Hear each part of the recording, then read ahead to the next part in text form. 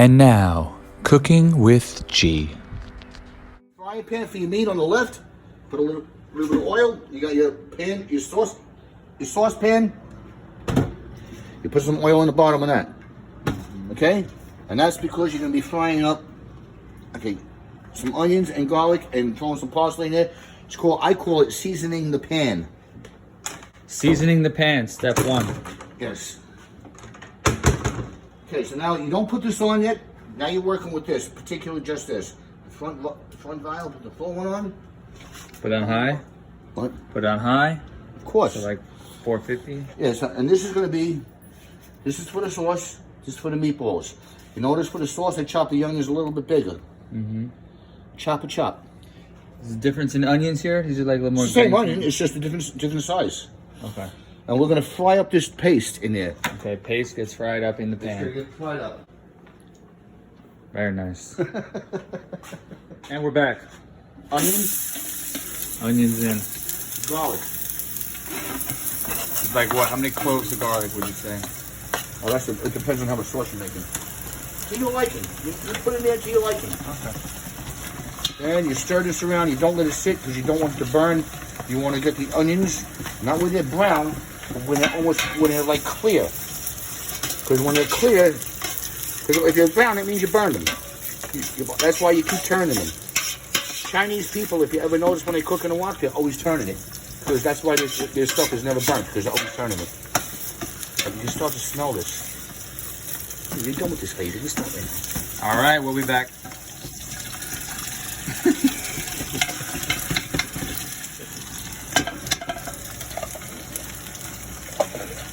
And let's fry this up. Fry the paste. Mix it all up. You want to get the paste to get like a little fried. That's all. See how you keep it all flat at the bottom? Yeah. See what I'm doing here? You want that paste fried. Just want to get it a little bit fried. That's now. I take this. Every can of paste is 3 cans of water. I'm going to take this. What size can you got there? 16 It's ounce? 12 ounce. 18 ounce. 18 ounce. Whoa. I want to get what's out in here. I want to get that out.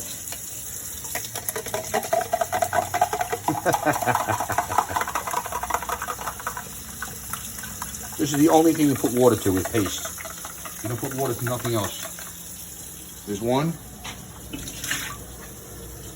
Uno. No, this is you see now it's basically clean. Now we get to this because this is gonna go fast. Now you put this back on the flame because you got your 3 cans of water in there. You mix it up so it's nice and blended. Okay. Blending. And then that's when you put the rest of the seasonings into your sauce. Okay. You only fry up the onions and the garlic to the bottom. Now you're going to throw the rest of the seasoning into the sauce. Right now, into the paste. And we're blending? And we'll be blending, yes. Alright, so that's a Locateli. Locateli, that's the only cheese I use. You can use any cheese you want, but I use Locateli. So if you don't have Locateli, then what? Like a Parmesan or something? Or what do you go with? Yeah, but this is the real Italian cheese right here. So this is option 1, option 2. Do you see how much I'm putting in here? I do. I'm putting a nice heavy blanket Yeah. on top. And then you throw the parsley, a nice blanket. Blanket of parsley. See that blanket? That looks like a nice comfy blanket. Then you throw the salt and pepper, which I got over here. Okay, so Locateli cheese, parsley, salt and pep. Watch what we do. Another blanket. That's the pepper. Yeah. See that? Saw it. Salt.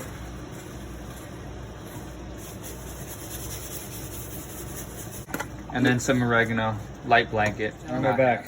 You bring it down to about 3. Because now you got halfway? Okay. the pot was already hot. You don't want to burn your sauce. Okay, so about a medium heat. Bring down to 3. You don't want to burn your sauce. Once the pot is already 3 hot. out of what? What does yours go up to 10? Yeah. Okay. It's all the same.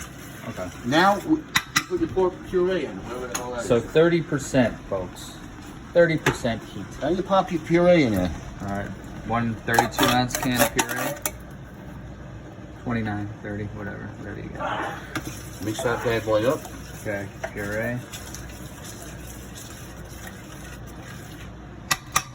Then you just throw everything in there. Because now it's all That's the crushed tomatoes. You don't have to use that. Don't use crushed tomatoes. I'm just using it. These are the The peel that you blend it up, right. right? These are the plum tomatoes that I blended. They were blending. Blending. Plum tomatoes. Plum tomatoes.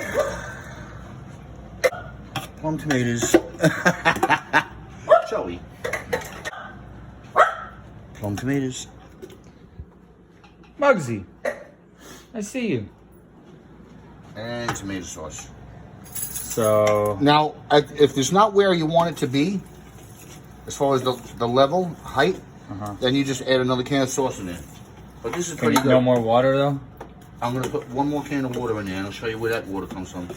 And by the way, when you get done with this, put another nice fat blanket of cheese on top one more time. This cheese is a kicker. Okay. So you want to really give a nice heavy the cheese in it and melts in it. And there you go. Now that sauce is done complete. Stir from the bottom up. See that? From bottom up. Always bottom up. Bottom up. Just like if you're stirring a can of paint. Same thing. Bottom up. Gotcha.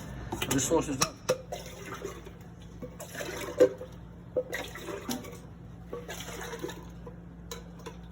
Okay, so you mix all the cans kind of together with some water, You get all want the... to get that sauce out of there. Okay, I put them in a hole. When they get browned, and then I cut them in half. Oh, okay. When they're browned, and when they're basically cooked, because if you cut them open now, they're gonna fall apart. So you cook them so they stick together. Okay, on high? I got that on high right now. It's just to get them hot. Okay. I got the oil in there. That's in there. And I cover it because this splatters. And then you keep a fork handy because once they do get cooked, you stab them with a fork. I stab them about 4 or 5 times, and the juices from it comes out. And then you put them in the sauce. Okay. You cut. And cut. And seam. And when they're cooked, that's all you Yeah, got. I got that. So that was about what, like 2 minutes? Yeah, you just gotta be on it. You just gotta be on it. Nice brown, flip them. Flip those wieners. Bad boys. All right. That's where the fork comes in. What do we got? We're not gonna be forking around here, I'll tell you. There's no forking around. We're gonna be forking around. Oh, you're gonna be forking around, okay. Yeah, we're gonna forking around right now. I gotta get a fork. You know what you should do? Get a fork. You should probably get a fork. So, And let's just check it out first. We don't know what's gonna happen in it. Okay, it's cooked enough where you can start doing the fork. cutting them in half. Where you can start forking it. He's gonna blast them and let them squirt. I want to show you the squirt. I want you to see get it on film, so you understand the squirt. So you're alert to the squirt. Ready? Watch what happens to these. As you hit it, see it comes out. See it? Yep. See what happens? Yeah. I do like 5 times, 4 times on each side. That's all I wanted to show you there. Gotcha. Stab them up. See that? Let them breathe. Let them squirt. Well, you want that juice to come out because you're going to cook the pork in that same juice. Everything's going to cook in the same juice, and this juice you're going to use later because this is. Remember I said, you know, it's good to have a little fat in your diet. This fat is going to be in your diet, and besides that, the flavor is in the fat. On almost everything you see in this lifetime, the flavor is in the fat. Okay, now we do that. That's all. I just want to show you what the fork. And then you throw it back on for what? Oh, and now I can cut it in half too. But how much heat do you put it on? Is it still a medium heat?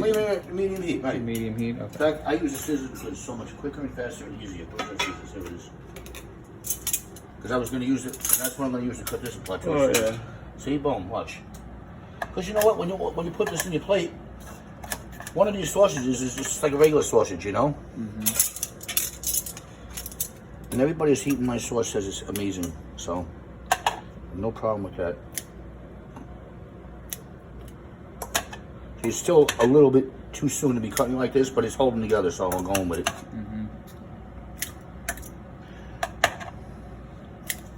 Look at the technique, all in the wrist.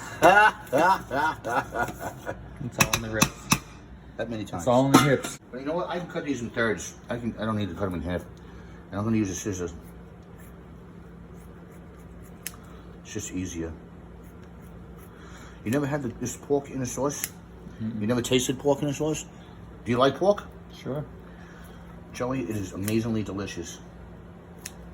And another thing about cooking pork in the sauce, well, you're going to cook it there first. But when it cooks in the sauce, it becomes tender. It practically melts in your mouth. So I'm cutting them in portions. And I think I'm going to cut some of this fat off, though. And I'm going to cut a lot of this fat off. But I put some pork in here. You brown it on all sides. Now, pork's got to be cooked really good. It's very dangerous. So you cook this really, really, really good. And then you put that in the sauce. And once that's done, you're done with the frying pan. Then you get onto your meatballs. I'm just letting you know. Got it. Make sure that that's cooked really good. And you know how you tell if pork's cooked really good? When you stick the fork into it, like look at this is raw, it's tough. It's tough to stick that fork into, right? When it's cooked all the way, the fork goes right in and out. Boom. It goes right in and out. It's not cooked all the way. But it will go right in and out, nice and smooth. That's how you tell if it's cooked all the way. Got it.